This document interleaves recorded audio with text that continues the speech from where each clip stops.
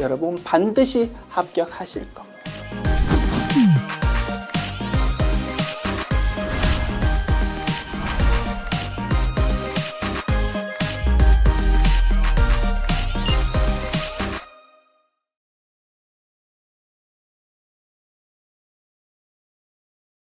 안녕하세요. 제2장 본문 두 번째 부분 보겠습니다. 우리는 이번 단원에서 실기편 문제 1번에서 출제되는 8가지 메뉴를 하나씩 살펴보고 있고요. 지난 시간 강의에서 3가지 메뉴, 이번 시간 강의에서 나머지 5가지 메뉴를 구경해 보려고 합니다. 됐죠? 출발합니다. 전기분 재무상태표라는 메뉴랍니다. 의미가 뭐겠습니까? 전기의 재무상태표이다 그 뜻이겠다, 그지요?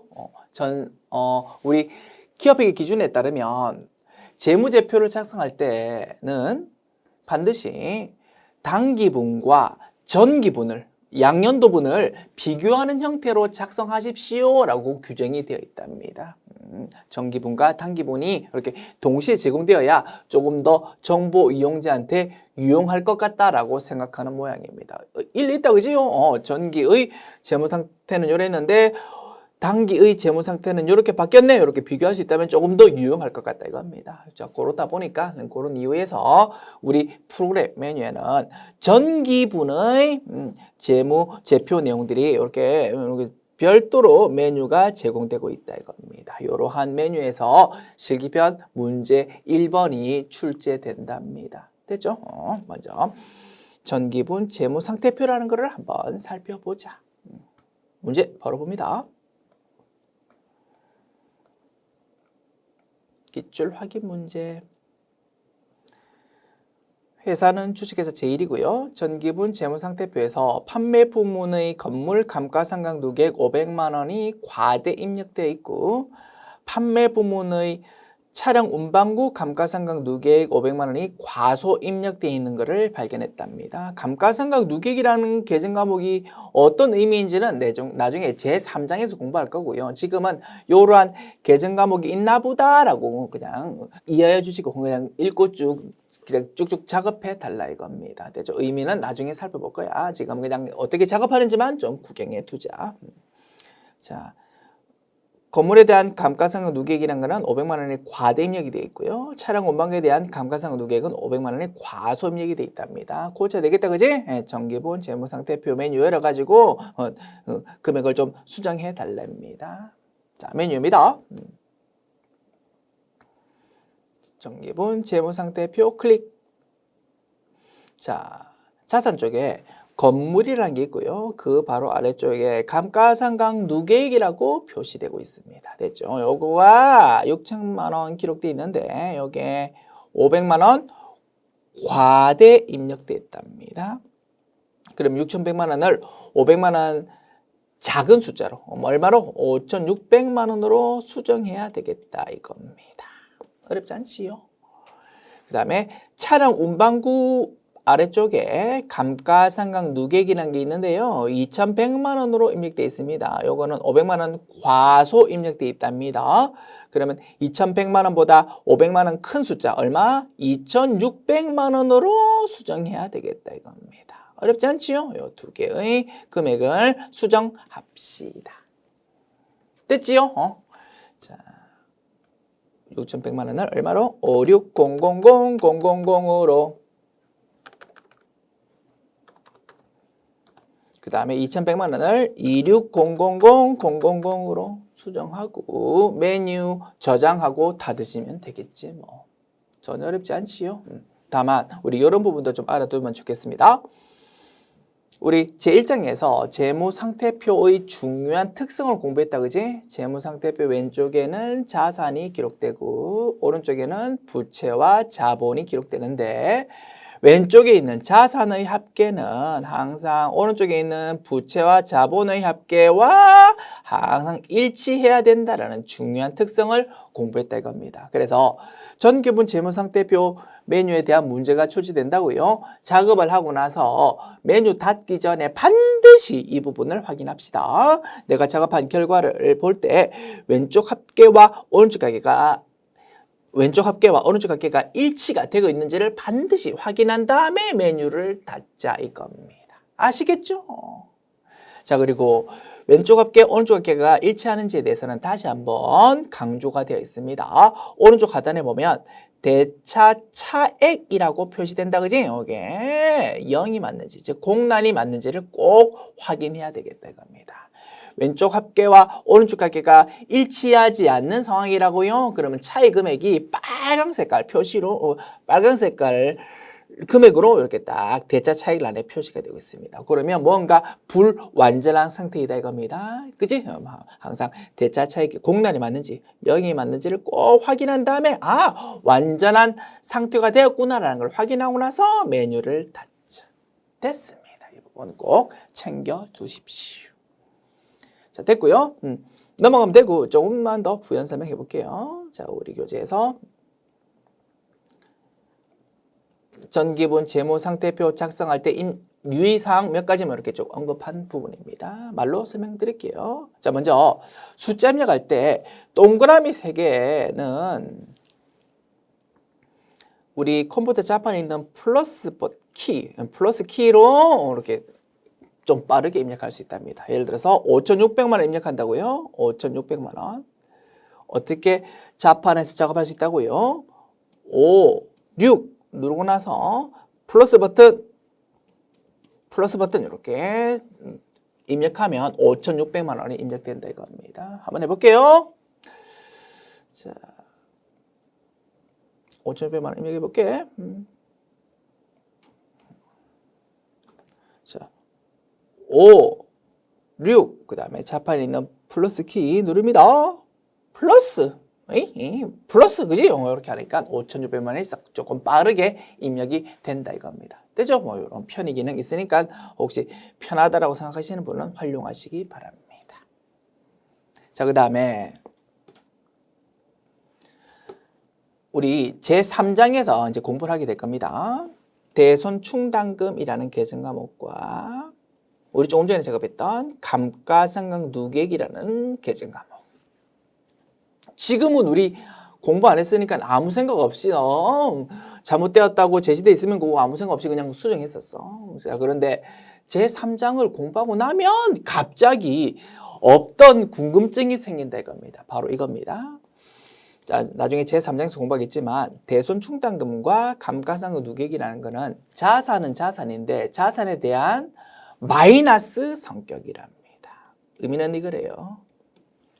자, 우리 회사가 상대방 거래처에 물건 외상으로 팔았답니다. 그러면 상대방 거래처로부터 돈을 받아야 될 거다, 그지? 그거 이름이 외상 매출금이라는 계정 과목입니다.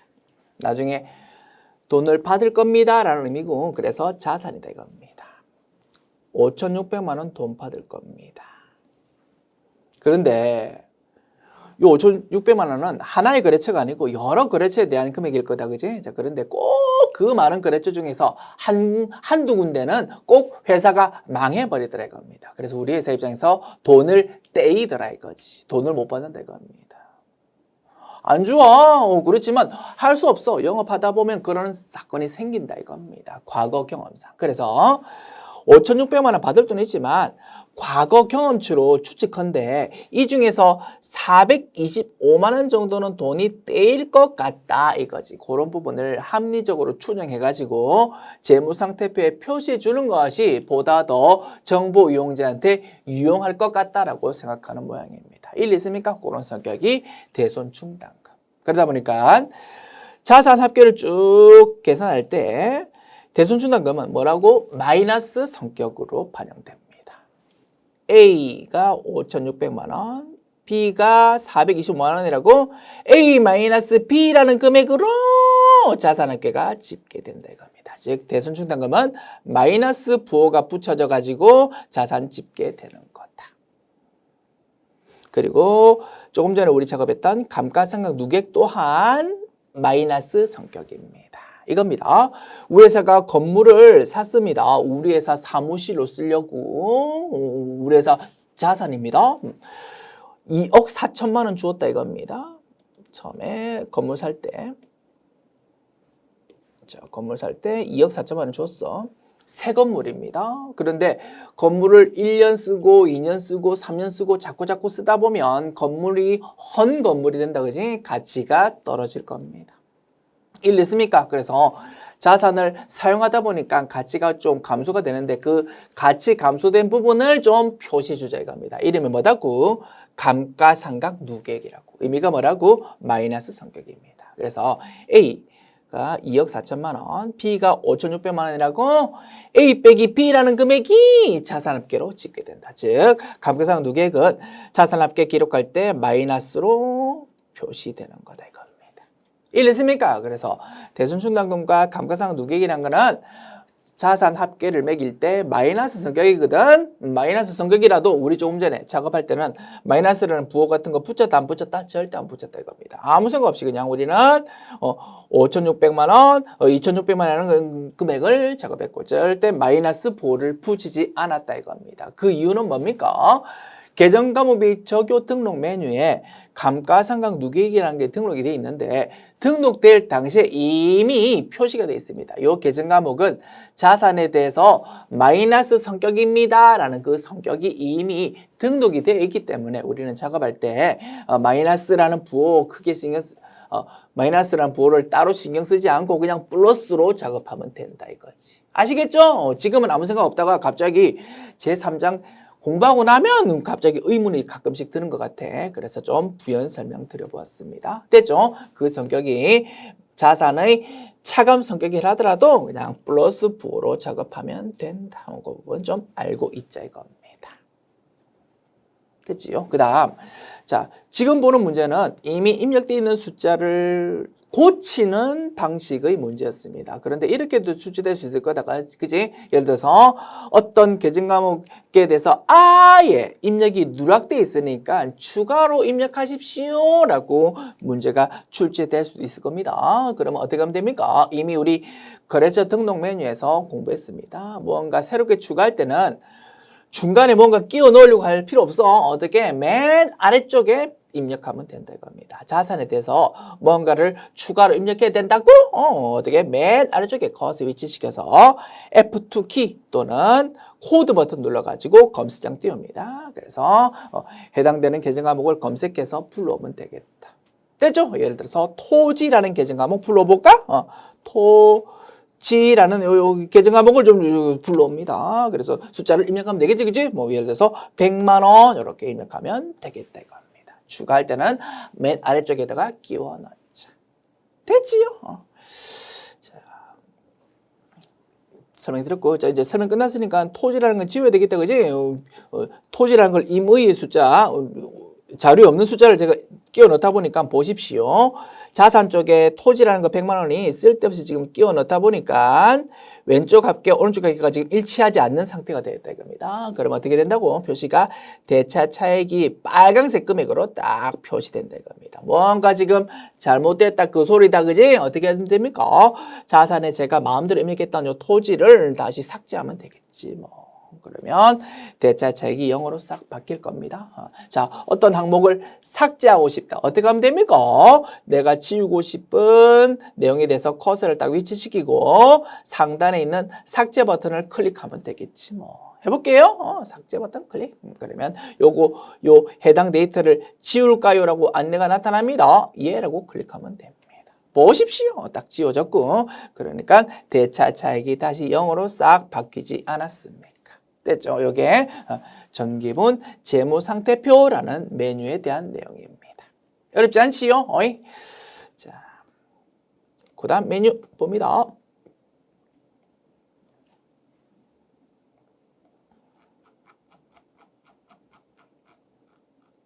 전기분 원가 명세서라는 메뉴입니다.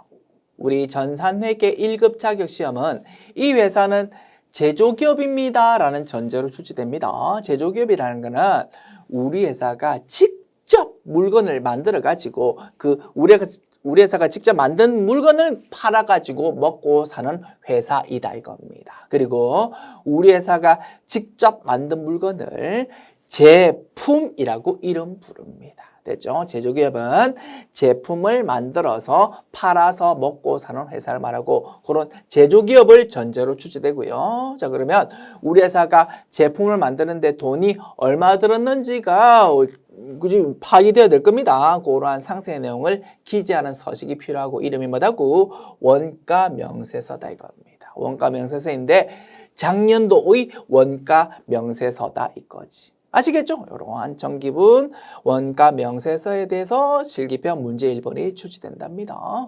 말씀은 정확하게 드렸는데 실기편 문제 1번 작업은 너무나 쉽다 그지? 틀린 거 고치든지 또는 부족한 거 추가 입력하면 된다. 기출하기 문제 봅니다. 전기분 원가 명세서에 입력된 내용 중에서 가스 수도료가 150만 원이 아니고 250만 원이랍니다. 숫자 고쳐야 되겠다 그지?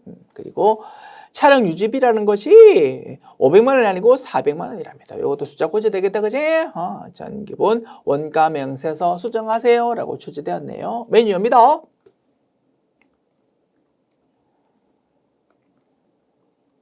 됐죠? 자, 여기서 두 개를 고칩니다. 뭐다고? 가스 수도료가 150만 원 임팩트 있는데 이거를 뭘로? 250만 원으로 수정하자. 250만 원으로.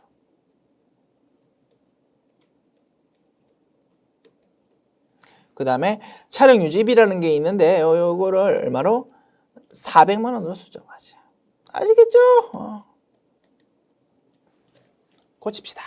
150만 원을 2500000으로 그 다음에 차량 유지비를 400만 원으로 이렇게 고치면 됩니다. 어렵지 않죠? 메뉴 저장하고 닫으시면 되겠네. 됐고요.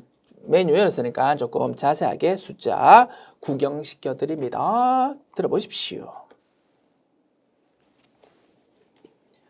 자, 우리가 제품 만들려고 한다고요. 먼저 재료가 필요합니다. 원재료비. 됐죠? 자, 그런데 원재료비는 이렇게 계산된답니다. 잘 보십시오. 나중에 제3장, 4장, 5장에서 배울 내용인데 지금 맛배기로 미리 구경해 두는 겁니다. 자, 재료비는 이렇게 계산된데 원재료비라고 되어 있는 6,150만 원의 커서를 딱 위치시키면 상세 계산 내용이 쭉 나온다 이겁니다. 자, 지금 보는 원가 명세서는 전기분, 작년도의 원가 명세서입니다. 자, 작년도 입장에서 기초. 작년도 입장에서 기초면 재작년도로부터 재작년도 말에서 작년도 초로 넘어오는 것을 말할 겁니다. 맞습니까? 그런데 재작년도, 작년도 뭐 이런 단어로 설명을 드리면 머리가 터지거든요. 그래서 그냥 편의상 작년도 내용이지만 마치 올해인 것처럼 그냥 쭉 설명을 한번 해보겠습니다. 들어보십시오. 앞 연도의 기말에 원재료가 창고에 딱 있었답니다. 그게 그 다음 연도 초로 그대로 넘어온 2월 된다 이겁니다. 자, 그게 올해 입장에서 기초 원재료 재고액입니다. 되죠? 올해 초에 작년도로부터 올해 초에 앞년도로부터 이렇게 넘어온 거를 말한다. 그랬는데 올해에 새롭게 원재료 구입한 게 6천만 원이랍니다. 그럼 창고 얼마 있어야 됩니까? 원래 있던 500만 원이랑 이번에 새롭게 구입한 6천만 원 합해서 6,500만 원이 창고에 있어야 될 것 같다, 그지? 그런데 기말에 실제 창고 조사해 보니까 350만 원밖에 없다는 겁니다. 그러면 이렇게 계산되는 겁니다. A 플러스 B에서 6,500만 원이 있어야 될 것 같은데 C 350만 원을 빼면 6,150만 원 계산되거든. 요게 무슨 뜻이라고요? 요게 바로 생산 활동에 투입이 된 재료비이다 이겁니다. 어렴풋이 일리서 보입니까? 원래 있던 500만 원에서 6천만 원 새로 구입했어. 6,500만 원 있어야 될 것 같은데 창고에 350만 원밖에 없어. 그러면 어떻게? A 플러스 B 마이너스 C 하는 6,150만 원이 바로 생산 활동에 사용이 되었다. 투입이 되었다라고 파악할 수 있는 것이다 이겁니다. 됐죠? 이러한 논리로 사용된 재료비를 계산한답니다. A 플러스 B 마이너스 C라는 논리. 됐죠? 그리고 이 내용을 이제 나중에 제 3장, 4장, 5장에서 자세하게 공부하게 된다. 그래서 이겁니다. 원재료 이번에 구입한 거는 6천만 원이야. 구입했다고 그게 바로 생산활동에 투입되는 거 아닙니다. 구입만 해놓고 창고에 그대로 모셔두면 그거는 생산활동에 투입된 거 아니다. 그지? 그러다 보니까 투입된 재료비는 A 플러스 B 마이너스 C라는 논리로 계산할 수밖에 없다. 이 겁니다. 아시겠죠? 오케이. 이렇게 재료비가 이렇게 계산되고요. 그 다음에 제품 만들려면 재료만 있으면 되는 게 아닙니다. 우리 직원이 달라붙어서 작업해야 됩니다. 그게 노무비다 이겁니다. 우리 공장에서 일하는 직원들에 대한 월급 주는 거를 우리 나중에 공부할 겁니다. 회계 처리할 때는 임금이라고 이름 부릅니다. 그래서 월급 준다고요. 공장 직원에 대한 월급은 임금이라는 계정 과목으로 회계 처리하고 공장 직원 아닌 그 외의 직원에 대한 월급이라고요. 그때는 급여라는 계정 과목으로 회계 처리하게 됩니다. 지금은 공장 직원에 대한 거다고 임금이라고 표시되는 거네. 요게 노무비가 된다 이겁니다. 그리고 각종 경비가 필요합니다. 가스비, 수도료, 전기요금, 그지 뭐 이런 각종 경비들이 투입이 되어야 제품이 만들어질 겁니다. 됐죠? 이런 내용이 원가 명세서에 쭉 표시가 되고 있고요. 요 왼쪽의 내용이 오른쪽에 다시 한번 요약이 되어서 기록되고 있습니다. 재료비, 노무비, 그리고 그 외의 각종 제조 경비들. 그지? 이렇게 다시 요약이 되고 있고, 요거 세 개 합한 거를 단기 총 제조 비용이라고 이름 부릅니다. 의미가 뭐라고? 생산활동에 올해에 투입된 원가다 이겁니다. 됐죠? 그리고 조금만 더 설명 들어보십시오. 생산활동에 투입이 되었다고 그게 전부 다 완성되는 건 아닙니다. 미완성품이라는 개념이 있을 수 있다 이겁니다. 미완성품을 우리 회계에서는 제공품이라고 이름 부른답니다. 작년도에 열심히 작업을 했는데 12월 31일 결산일이 딱 되었답니다. 그러면 그게 작년도 말의 제공품이다 이겁니다. 그게 올해 초로 그대로 이율이 됩니다. 그게 기초 제공품입니다. 요게 A. 그리고 올해 새롭게 생산활동에 투입된 원가를 이름 뭐라고 부른다고 했습니까? 단기 총 제조 비용, 요게 B가 되겠습니다. 그래서 A 플러스 B를 하면 100, 500, 000이 계산되네요. 요게 합계 금액인데 기말에 보니까 미완성된 제공품이 기말 제공품이 700만 원인 걸로 파기되었답니다. 이게 C입니다. 그래서 A 플러스 B만큼이 생산활동에 이제 투입이 된 거거든. 그지? 기초에 있던 미완성품이랑 올해 새롭게 투입된 제조원가랑 합해가지고 이제 완성이 돼야 될 것 같은데 기말에 보니까 미완성된 물건이 700만 원이 있답니다. 그러면 A 플러스 B 마이너스 C 한 것이 올해에 완성이 된 거다 이겁니다. 이름이 단기 제품 제조원가. 올해에 완성된 제품이 있는데 그게 얼마 주고 만들어진 것인지를 의미한다 이겁니다. 됐죠? 자, 개념 잡읍시다. 단기 총 제조 비용은 뭐다고? 생산 활동에 투입이 된 원가. 투입됐다고 다 완성되는 건 아니다. 미완성되는 물건인 제공품이라는 개념이 있을 수 있잖아. 그지? 그래서 기초 제공품, 기말 제공품을 좀 고려해야 완성이 된 제품의 원가가 도출된다 이겁니다. 됐죠? 단기 총 제조 비용은 투입이 된 원가, 단기 제품 제조 원가는 완성된 원가를 말한다. 어렴풋이 일리서 보입니까? 그래서 단기 제품 제조 원가라는 거를 계산할 때도 A 플러스 B 마이너스 C라는 논리가 사용이 된다 이겁니다. 토탈 2번 사용됐네. 재료비라는 거 뽑아낼 때도 A 플러스 B 마이너스 C라는 논리, 그 다음에 단기 제품 제조원가 뽑아낼 때도 A 플러스 B 마이너스 C라는 논리가 사용이 된다. 이렇게 좀 구경해 두시기로 합시다. 됐죠? 이러한 내용이 전기분 원가 명세서라는 서식에 표시되고 있구나. 오케이. 자, 그 다음 메뉴 봅니다. 전기분 손익계산서입니다. 손익계산서인데 전기의 손익계산서다 이겁니다. 자, 바로 문제 봅니다. 전기분 손익계산서를 검토한 결과 다음과 같은 오류 및 누락이 발견되었다. 전기분 손익계산서를 수정하십시오. 됐습니다. 두 개의 계정 과목이 돼서 작업을 해야 되겠네. 메뉴입니다. 전기분 손익계산서. 자, 먼저 통신비라는 거 찾아봅니다. 통신비 저기 있네. 300만 원으로 입력이 돼 있는데 이게 틀린 금액이고요. 올바른 금액은 210만 원이랍니다.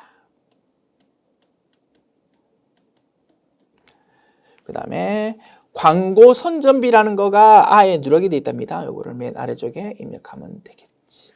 됐죠? 두 가지 작업합니다. 됐죠? 통신비를 고치고 광고 선전비를 추가 입력한다. 오케이. 자, 통신비 고칩니다. 2100000 광고 선전비를 추가 입력할 겁니다. 그것을 맨 아래쪽에 놓고 F2키 또는 코드 버튼 누릅니다. 검색창 띄워서 광고 선전비를 불러옵니다. 됐습니까? 그리고 금액 900000 입력하면 되겠지. 됐죠? 이렇게 두 가지 작업하면 합니다.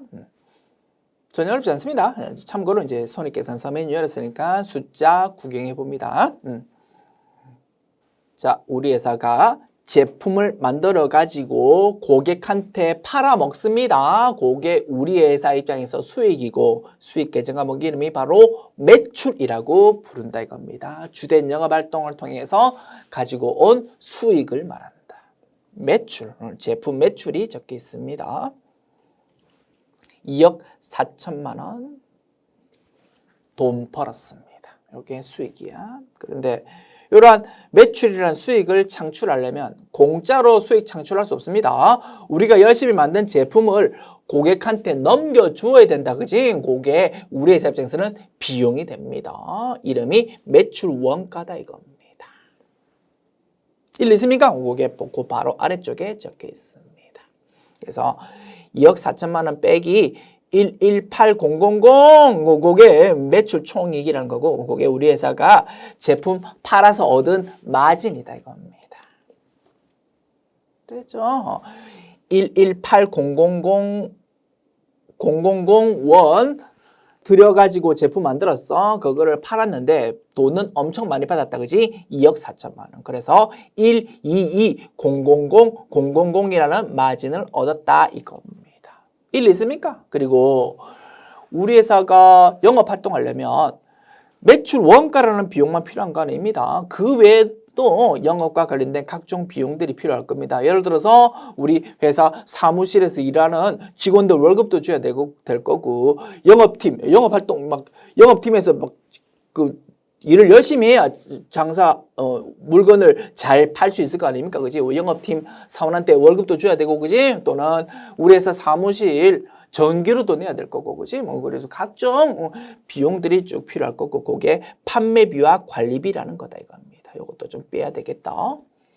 그다음에 주된 영업 활동 아니지만 가끔씩 생기는 수익 또는 비용이 있을 수 있습니다. 그런 거를 영업의 수익 또는 영업의 비용이라고 부릅니다.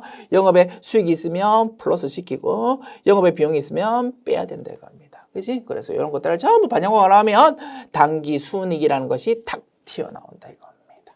일리 있습니까? 이런 내용이 손익계산서에 쭉 기록이 됩니다.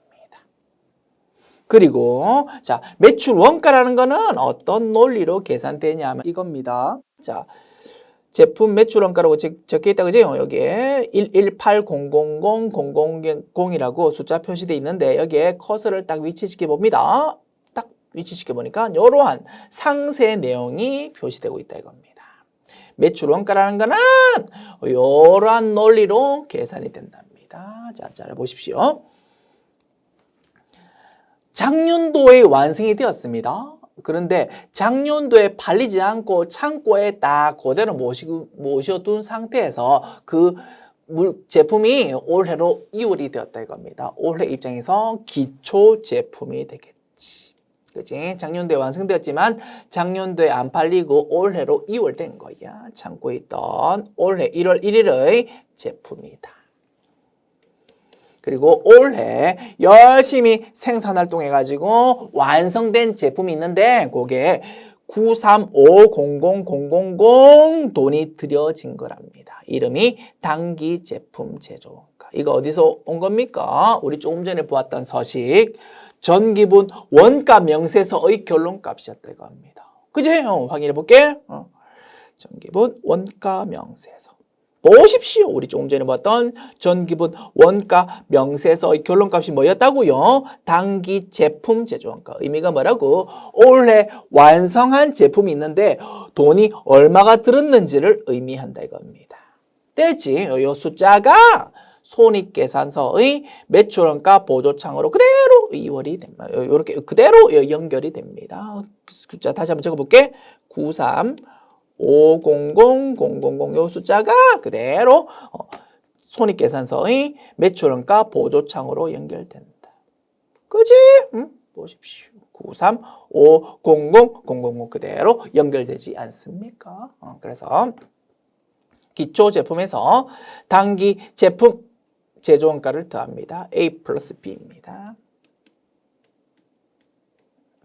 자, 3,500만 원 원래 있었고 1월 1일에 제품이 올해 새롭게 완성된 물건이 이겁니다. 요거 두 개 합한 거에서 기말에 팔리지 않고 창고에 남아있는 기말 제품 제국을 파악해보니까 1050000이다 이겁니다. 요거를 C라고 끼워붙이고 빼면 됩니다. A 플러스 B 한 것만큼이 있는데 기말에 여전히 팔리지 않고 1050000 있다면 A 플러스 B에서 C를 뺀 것이 뭘 의미한다고? 제품 중에서 외부에 팔린 것이다라고 파악할 수 있다 겁니다. 이거는 판매된 제품의 원가를 말한다. 됐지요? 이러한 논리. A 플러스 B 마이너스 C라는 논리로 매출원가가 계산됩니다. 그래서 A 플러스 B 마이너스 C라는 논리는 토탈 3번 사용됩니다. 재료비 뽑아낼 때 한 번 사용되고요. 단기 제품 제조 원가 뽑아낼 때 한 번 사용되고 마지막 매출 원가라는 거 뽑아낼 때 사용된다 이겁니다. 어렴풋이 논리가 일리 있어 보입니까? 그리고 이 논리를 나중에 3장, 4장, 5장에서 계속 반복적으로 다시 한번 확인하게 될 겁니다. 됐습니다. 이런 내용들이 서식에 이렇게 표시가 되어 있구나라는 거 구경해 보았습니다. 됐지요? 자, 그리고 손익계산서라는 메뉴의 결론값은 뭐다고? 단기 순이익이 되는 거다. 오케이.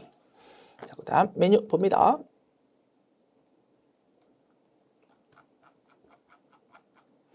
전기분 잉여금 처분 계산서라는 메뉴입니다. 이겁니다.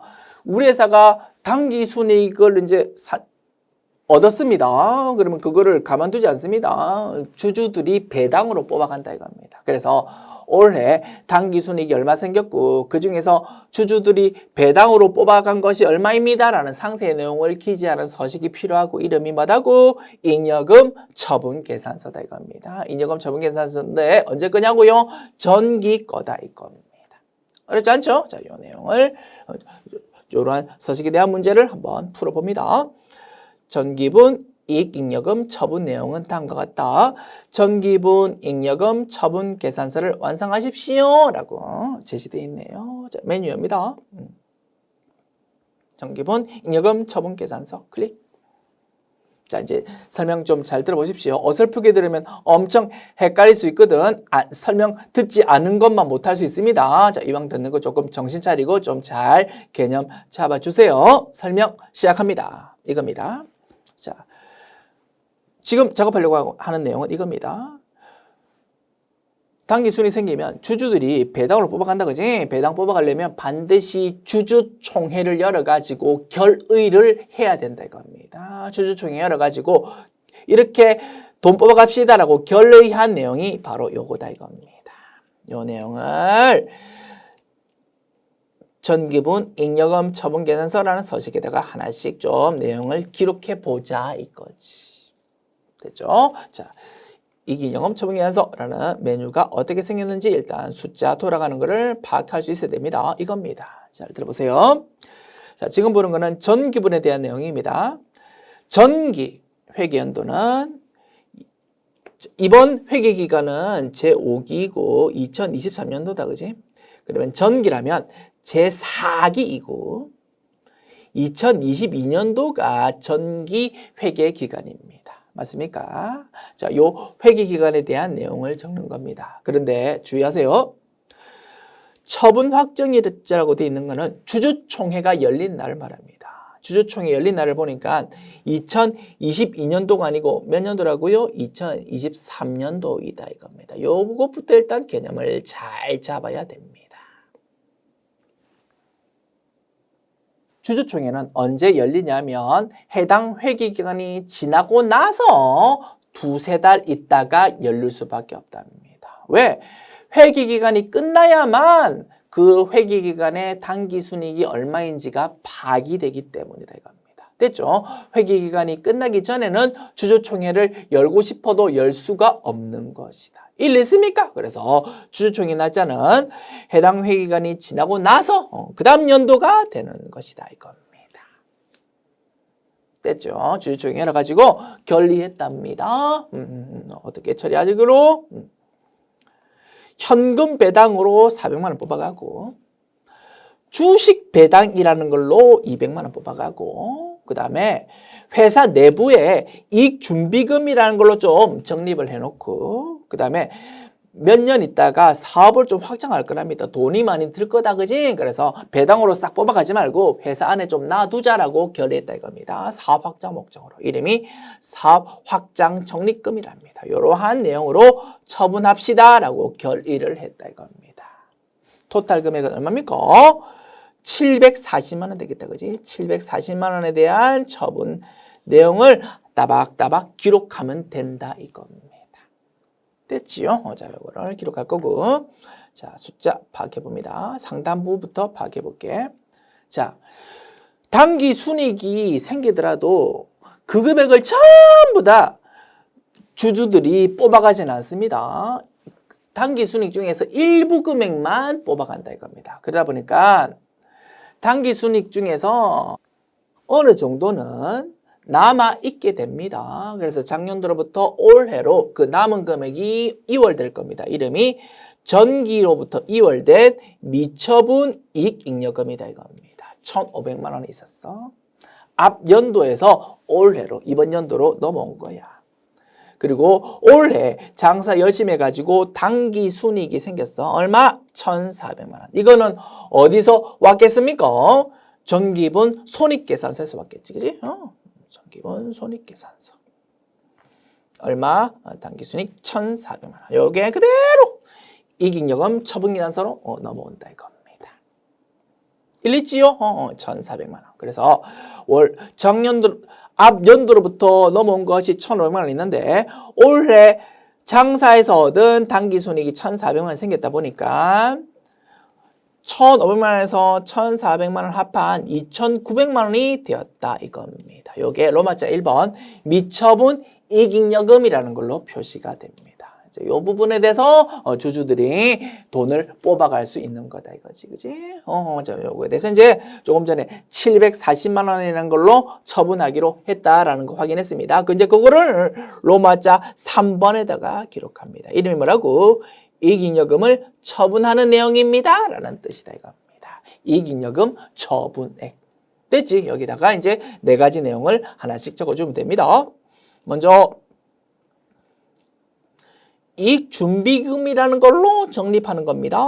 여기 있잖아. 이익준비금. 그지? 여기다가 40만 원 적어줍니다. 그 다음에 현금 배당 400만 원입니다. 현금 배당 여기 있잖아. 400만 원. 그 다음에 주식 배당이란 거 있다, 그지? 200만 원 적어줍니다. 여기 있잖아. 그 다음에 사업 확장 적립금이라는 걸로 100만 원입니다. 여기 있잖아. 사업 확장 적립금 100만 원. 그래서 토탈 740만 원이라는 거가 처분이 되었다 이겁니다. 됐지요? 2,900만 원이 있었는데, 그치? 2,900만 원 있었는데 740만 원만큼을 처분했으니까 얼마 남았습니까? 2,900만 원에서 740만 원 빼면 2,160만 원이 맨 아래쪽에 차기 2월 미처분 이익잉여금으로 표시된다 이겁니다. 일리 있습니까? 이런 식으로 이익잉여금 처분 계산서라는 서식이 구성되어 있다. 자, 그리고 주의할 점, 요거는 좀 알아두십시오. 자, 나중에 제3장, 4장, 5장에서 다시 한번 열심히 제가 강조드릴 부분인데 미리 맛배기로 강조드리는 겁니다. 이겁니다. 자, 비록 잉여금 처분 계산서라고 적혀 있는데 정식 명칭은 이익잉여금 처분 계산서거든요. 뭐 이렇게 그래서 제가 설명드릴 때 자꾸 이익잉여금 처분 계산서라는 이름으로 자꾸 설명하고 있네요. 됐죠? 똑같은 내용이라고 생각하시면 됩니다. 자, 지금 보는 잉여금 처분 계산서라는 메뉴의 맨 아래쪽에 결론값으로 표시되는 거는 차기 2월 미처분 이익잉여금이라는 거고 금액이 2,160만 원으로 표시되어 있는 겁니다. 자, 그런데 주의합시다. 자, 재무상태표에 자본에 이익잉여금이 표시될 겁니다. 재무상태표에 표시되는 이익잉여금은 절대로 잉여금 처분계산서의 맨 아래쪽에 있는 금액이 아니고 바로 맨 위에 표시되는 로마자 1번이라고 표시되어 있는 미처분 이익잉여금. 됐죠? 요게 재무상태표로 표시가 된다 이겁니다. 왜 그러냐면 바로 이겁니다. 740만 원이라는 처분 내용은 언제 결의가 되는 거라고? 2022년도가 아니고 2023년도 2월 25일에 결의가 되는 겁니다. 그런데 재무상태표에 기록되는 이익잉여금은 몇 월 며칠 날짜로? 2022년 12월 31일 날짜 기준으로 재무상태표가 작성이 되는 거다 이겁니다. 일리 있습니까? 그러다 보니까 절대 맨 아래쪽 금액이 아니고 로마자 1번 미처분 이익여금이라고 되어 있는 요 금액 2,900만 원이 바로 재무상태표로 연결이 되어야 된다 이겁니다. 이러한 내용이 이론적으로 그리고 실무적으로 엄청 중요하답니다. 그래서 나중에 공부하게 되겠지만 이 부분을 좀 잘 개념을 잡아주시라 이겁니다. 됐지요? 전기분 잉여금 처분 계산서라는 메뉴에 대해서 구경해 보았습니다. 됐습니다. 그리고 최종적으로 요 2,900만 원이 진짜 전기분 재무상태표에 자본 항목에 연결이 되고 있는지 확인해 볼게요. 자, 전기분 재무상태표 메뉴 엽니다. 자, 숫자 확인할 거는 2,900만 원이 돼야 되는 거야. 2,900만 원이 맞는지 확인해 보자. 됐죠? 자, 2,900만 원. 전기분 재무상태표 메뉴입니다. 자, 여기서 오른쪽에 자본 있잖아. 자본 중에서 맨 아래쪽에 2월 이익잉여금이라고 이름이 붙어져 있죠, 그지? 요 의미가 바로 우리 조금 전에 봤던 미처분 이익잉여금을 말한답니다. 됐죠? 미처분 이익잉여금. 이 이름이 2월 이익여금이라는 이름으로 표시되도록 우리 프로그램이 설정이 되어 있거든요. 그래서 똑같은 내용이다라고 잘 연결시켜서 이해하여 주셔야 되겠습니다. 얼마라고요? 금액이 2,900만 원. 요게 연결이 되는 거다 이겁니다. 아시겠죠? 로마자 1번에 있는 미처분 이익여금이란 것이 재무상태표로 연결이 되는 거구나. 꼭 알아두자. 됐습니다. 전기분 잉여금 처분계산서라는 메뉴 보았고, 자, 단기순이익은 어디서 왔다고? 전기분 손익계산서의 결론값이 그대로 끌려오는 거다. 자, 그런데 자 보십시오. 자, 400만 원이라는 금액이 있어야 되는데 만약에 없다라고 생각합시다. 뭐 예를 들어서 1000만 원이다 라고 이렇게 만약에 요 메뉴에 숫자가 딱 표시되어 있다고요. 어떻게 하자고요? 고쳐야 된다 이겁니다. 전기분 손익계산서에 있는 당기순이익 1,400만 원이라는 숫자로 고쳐야 되는 거다. 당연하다 그지? 자, 고칠 때 타이핑으로 직접 고쳐도 됩니다만 조금 더 편한 방법이 있답니다. 상단에 불러오기라는 버튼이 있다 이겁니다. 클릭해 볼게요. 클릭. 전기분 손익계산서의 당기순이익을 불러오겠습니까? 라고 물어봅니다. 그지? 예 라고 클릭합니다. 하나, 둘, 셋 보십시오. 그렇게 하면 1,400만 원으로 금액이 자동으로 싹 수정이 될 겁니다. 오케이? 불러오기라는 버튼 기능 좀 알아두시면 좋겠네. 그리고 우리 시험에서는 다룰 일이 없을 것 같고 실무에서 혹시 필요했을 것 같아서 부연설 해봅니다. 칸 추가라는 기능입니다. 이익요금에 대한 처분 내용은 엄청 다양할 수 있다 그지? 주주총회에서 다양한 내용으로 결의할 수 있습니다. 자, 그런데 우리 지금 보는 요 서식에는 표시가 되어 있지 않지만 지금 표시되지 않는 조금 더 다양한 내용으로 처분한다면 아래쪽에 좀 칸이 필요할 겁니다. 그지요? 그때 쓰는 것이 칸 추가입니다. 칸 추가 버튼을 클릭하면 내가 커서 위치시킨 그 바로 위에 라인이 한 개 추가로 생성됩니다. 해볼게. 클릭, 칸 추가. 됐습니까? 그래서 라인을 자꾸 좀 늘려가면서 다양한 처분 내용을 손쉽게 입력할 수 있도록 메뉴가 구성되어 있다 이겁니다. 그때죠? 혹시 실무에서 필요하실 것 같아서 잠깐 언급드렸습니다. 오케이, 요게 전기분, 잉여금, 처분 계산서라는 메뉴였고요. 이제 마지막 메뉴 봅니다. 거래처별 초기 2월 메뉴입니다. 자, 우리 회사가 외상으로 거래할 수 있습니다. 그러면 상대방 거래처로부터 돈을 받아야 될 겁니다. 또는 외상으로 물건을 구입하면 상대방 거래처한테 돈을 주어야 될 겁니다. 그지요? 외상 거래에 대해서 거래처를 따박따박 관리할 필요가 있다 이겁니다. 작년도까지 외상 거래에 대해서 거래처별로 따박따박 관리를 했습니다. 그 내용을 볼 수 있는 메뉴가 거래처별 초기 2월 메뉴라는 겁니다. 일리 있습니까? 요 메뉴에 대해서 실기편 문제 1번이 출제된다 이겁니다. 자, 기출하기 문제 볼게요. 자, 전기말 거래처별 자, 받을 돈을 유식한 말로 채권, 줄 돈을 채무라고 부릅니다. 작년도까지 관리해왔던 거래처별 받을 돈, 줄 돈에 대해서 거래처 누락부는 추가 입력하고 틀린 부분은 수정하십시오 라고 출제가 되었습니다. 어느 메뉴에서? 거래처별 초기 2월이라는 메뉴에서 됐습니다. 자, 내용 나와 있고요. 자, 메뉴 엽니다. 메뉴 이름 거래처별 초기 2월 메뉴. 자, 메뉴입니다. 거래처별 초기 2월 클릭. 자, 먼저 외상 매출금이라는 것에 대해서 관리하는 내용이랍니다. 자, 화면 왼쪽에서 외상 매출금 있습니다. 외상 매출금 5,600만 원. 요 금액은 어디서 왔겠습니까? 생각해 보십시오. 바로 전기분 재무상태표에서 왔을 겁니다. 확인해 볼게요. 전기분 재무상태표 메뉴에서 자산 쪽에 외상 매출금이라는 것이 있다 이겁니다. 5,600만 원.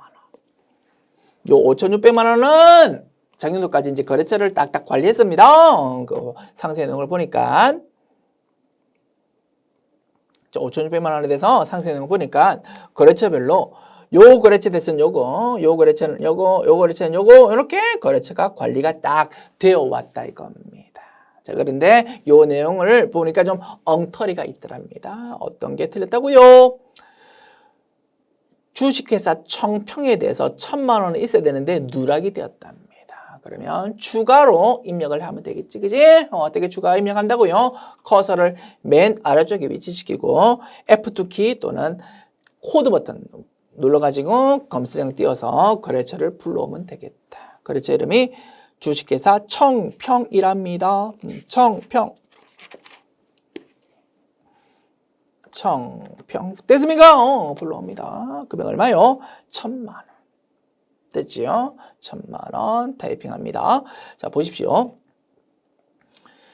지금 현재 관리하고 있는 내용으로만 보면 세 거래처에 대한 금액 합계해 보니까 4,600만 원밖에 안 됩니다. 그런데 재무상태표에 기록되어 있는 외사매출금은 얼마라고? 5,600만 원이라고. 얼마가 모자랍니까? 1,000만 원만큼이 모자랍니다. 라고 차액이 표시되고 있다 이겁니다. 자, 이제 주식회사 청평에 대해서 1,000만 원을 딱 기재하고 나면 요 차액이 얼마로 바뀌겠습니까? 0으로 싹 바뀔 겁니다. 당연하다, 그지? 자, 입력해 볼게요. 자, 1,000만 원 타이핑했고요. 엔터키 칩니다. 하나, 둘, 셋. 보십시오. 차액이 0이 되지 않습니까? 그래서 거래처별 초기 2월 메뉴에 대해서 문제가 출시된다고요. 작업을 하고 나서 항상 차액이 0이 맞는지를 꼭 확인하자 이겁니다. 아시겠죠? 자, 동일한 논리로 단기 차입금에 대해서도 작업해 봅니다. 자, 화면 왼쪽에서 단기 차입금을 클릭합니다. 자, 요 3,500만 원도 어디서 왔다고요? 전기분 재무상태표에서. 자, 전기분 재무상태표에 있는 부채 쪽에 보면 단기 차입금이 있습니다. 남으로부터 돈을 빌렸다 이겁니다. 나중에 돈 갚아야 된다, 그지? 누구한테 돈 갚아야 되는지 따박따박 거래처를 관리하자 이겁니다. 자, 요 3,500만 원에 대해서 거래처를 관리했는데 작년도까지 그 내용을 보니까 이렇다 이겁니다. 주식회사 빛날 통신에 대해서 이렇게, 주식회사 이태빅에 대해서 이렇게, 챔프사에 대해서 이렇게 관리를 해왔는데 금액이 틀렸다 이거지. 주식회사 이태백에 대한 금액이 2,000만 원 아니고 1,500만 원으로 수정이 되어야 된답니다. 아시겠죠? 자, 그래서 현재 상태로 보면 요거 세 개 합한 것이 4,000만 원인데 단기 차입금 합계는 3,500만 원이 되어야 돼요. 그지? 그래서 차이가 생겼다 이겁니다.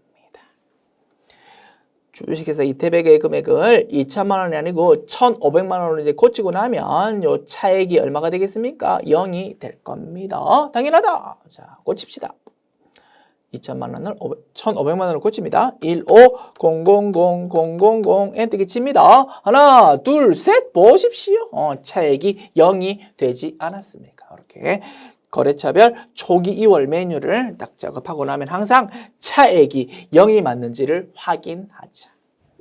됐죠? 자, 여러 가지 메뉴 살펴봤는데 메뉴 닫기 전에 확인해야 되는 거 다시 한번 복습해 봅니다. 전기분 재무상태표 메뉴 문제가 출시된다고 메뉴 닫기 전에 항상 차액이 0이 맞는지 확인해야 되겠어. 그리고 지금 보는 거래처별 초기 2월 메뉴 문제가 출시된다고 메뉴 닫기 전에 항상 차액이 0이 맞는지를 확인해야 되겠어. 아시겠죠? 요거는 꼭 좀 알고 있었으면 좋겠습니다. 오케이. 됐습니다. 자. 설명 끝났고 부연 설명 조금만 더 해볼게요. 자, 거래처별 초기 2월 메뉴. 자, 지금까지 작년도까지는 이러한 계정 과목에 대해서만 거래처를 따박따박 관리해봤답니다. 자, 그런데 올해부터는 이러한 계정 과목 말고 그 외의 계정 과목에 대해서도 좀 거래처를 관리하고 싶답니다. 그럴 수도 있잖아, 그지? 실무라면. 자, 그때 사용하는 기능이 불러오기 버튼입니다. 불러오기 버튼 클릭하면 지금 보이는 계정 과목 외에 전기분 재무상태표에 있는 모든 계정 과목 금액이 싹 불러와진다 이겁니다. 됐죠? 실무에서 혹시 필요하실 것 같아서 부연 설명해 보았습니다. 보여드릴까요? 불러오기 버튼 클릭합니다. 불러오기 버튼 클릭. 전기분 재무상태표에 있는 모든 계정 과목과 금액을 불러올까요? 라고 물어봅니다. 예라고 클릭합니다. 보십시오. 전기분 재무상태표에 있는 모든 계정 과목 금액이 싹 끌고 와지지 않습니까? 그지? 그래서 불러와진 내용에서 이제 새롭게 거래처를 따박따박 이제 관리할 수 있을 것 같다 이겁니다.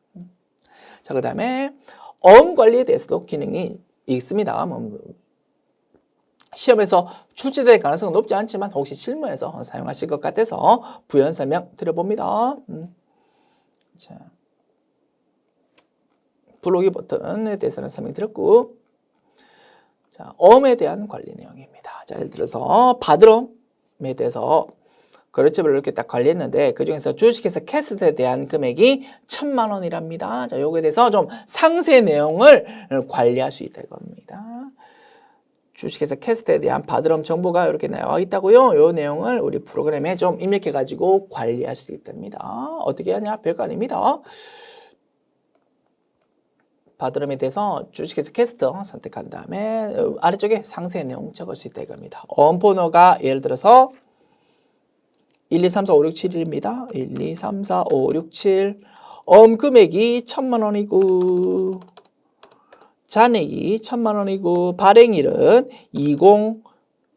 2022-1210이고 만기는 2023-0310이고 그지 뭐 이런 식으로 딱 정보를 입력해 가지고 관리할 수 있다 이겁니다. 종류는 약속음이라는 거고 수치 구문은 자수 직접 수치했다 이겁니다.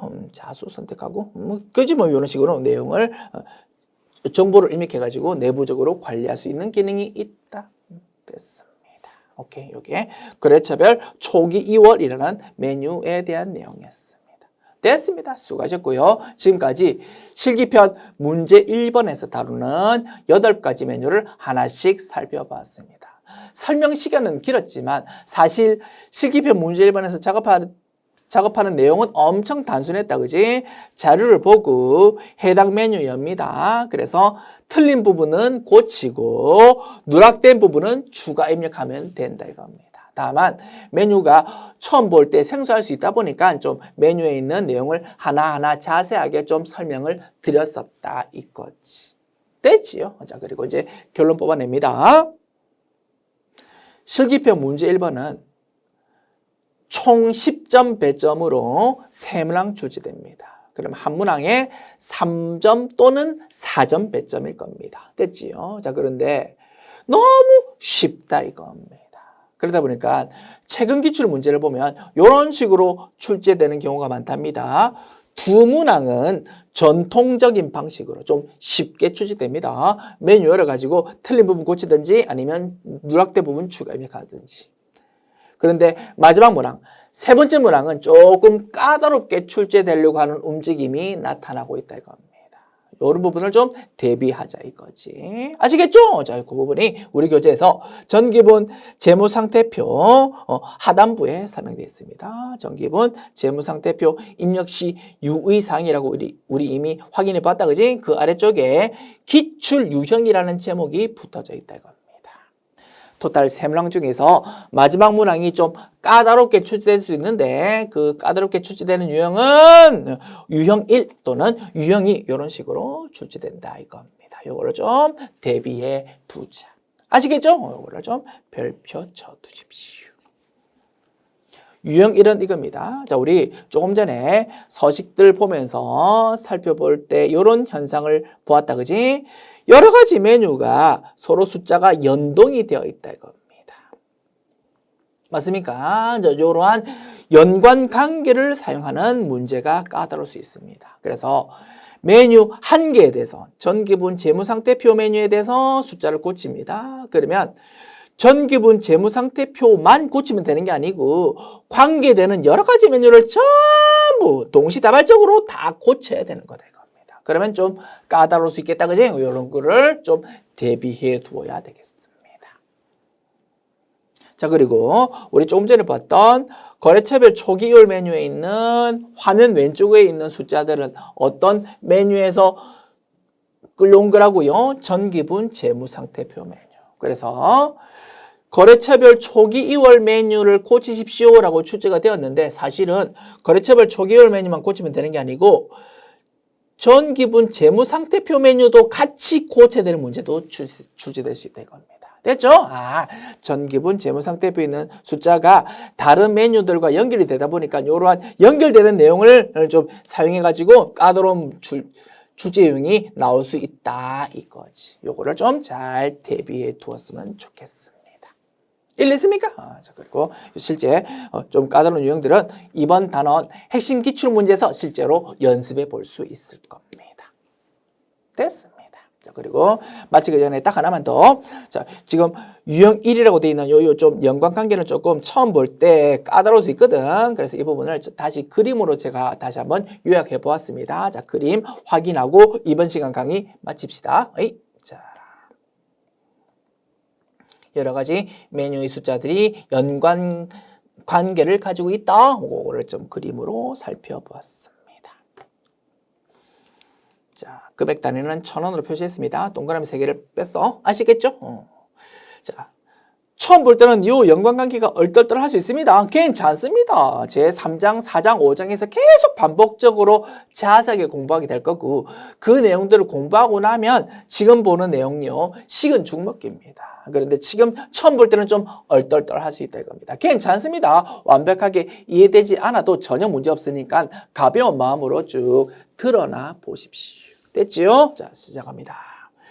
전기분 재무상태표라는 메뉴에서 자산 쪽에 제품, 제공품, 원재료라는 것이 있습니다. 자, 여기 있는 숫자들이 다른 메뉴로 쭉쭉 연결된다 이겁니다. 자, 표시해 볼게.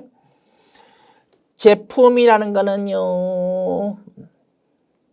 손익계산서에 있는 매출원가 계산할 때 기말 제품 재고 기록이 있었잖아요. 그지? 여기에 연결됩니다. 제공품이라는 거는요. 원가 명세서에서 단기 제품 제조원가 뽑아낼 때 기말 제공품 재고기라고 있었잖아요. 그지? 여기로 연결됩니다. 원재료라는 거는요. 원가 명세서에서 재료비 뽑아낼 때 기말 원재료 재고기라고 있었다. 그지? 여기로 연결됩니다. 맞습니까? 자, 원가 명세서라는 건 뭐래요? 재료비, 노비, 제조용비 뽑아내서 합합니다. 단기총 제조원가. 그리고 미완성된 물건, 제공품이라는 개념을 좀 고려하자 이겁니다. 그래서 기초 제공품에서 단기총 제조원가 더합니다. A 플러스 B. 그리고 C. 기말 제공품을 빼서 단기 제품 제조원가라는 결론값을 뽑아낸다 이겁니다. 됐지요? 그 다음에 재료비라는 거 뽑아낼 때 A 플러스 B 마이너스 C 논리가 사용되었다. 그지? 기초 원재료에서 원래 구입한 거 더합니다. 그리고 기말에 남아있는 원재료 뺍니다. 됐지요? 그래서 A 플러스 B 마이너스 C라는 논리가 원가 명세서에서 두 번 사용되었다. 그지? 그리고 그 A 플러스 B 마이너스 C라는 논리에서 C라는 금액은 어디서 온 거라고 다? 전기분 재무상태표에서 온 거였어. 그지? 그 다음에 전기분 원가 명세서의 결론값은 뭐였습니까? 단기 제품 제조원가라는 거였고요. 요거는 어디로 연결된다고요? 손익계산서의 매출원가 보조창에 있는 단기 제품 제조원가 여기로 연결됩니다. 그지? 그리고 매출원가라는 논리 또한 A 플러스 B 마이너스 C였어. 기초 제품에서 단기 제품 제조원가 더하고 거기서 기말 제품 재고액 빼서 계산되는 것이 매출원가였고 여기서 C 값 기말 제품 재고액이 어디서 온 거였다고요? 전기분 재무상태표에서 온 거였었다 이겁니다. 됐지요? 그 다음에 손익계산서의 결론값은 단기순이익이고 자 요거는 잉여금 처분 계산서로 연결됩니다. 그지? 그래서 전기로부터 넘어온 전기 2월 미처분 이익잉여금 1,500만 원에서 단기순이익 1,400만 원 더하면 2,900만 원 되고 요게 로마자 1번 미처분 이익잉여금이라는 거고 요게 바로 재무상태표에 있는 이익잉여금으로 연결된다 이겁니다. 그지? 그래서 전기분 재무상태표, 전기분 원가명세서, 전기분 손익계산서, 전기분 잉여금 처분계산서 요런 4가지 메뉴의 숫자들이 서로 물고 물리는 연관관계가 있고 요러한 연관관계를 사용하는 문제가 출제될 수 있다 이겁니다. 그러면 순차적으로 굳이 숫자 한 개 고치면 하나하나 다 그 숫자가 바뀌게 되는 거다 이겁니다. 됐습니다. 이렇게 좀 까다로울 수 있는 유형 구경해 봤고 핵심 기출 문제를 통해서 조금 더 구체적으로 이러한 내용을 확인하기로 합시다. 수고했습니다.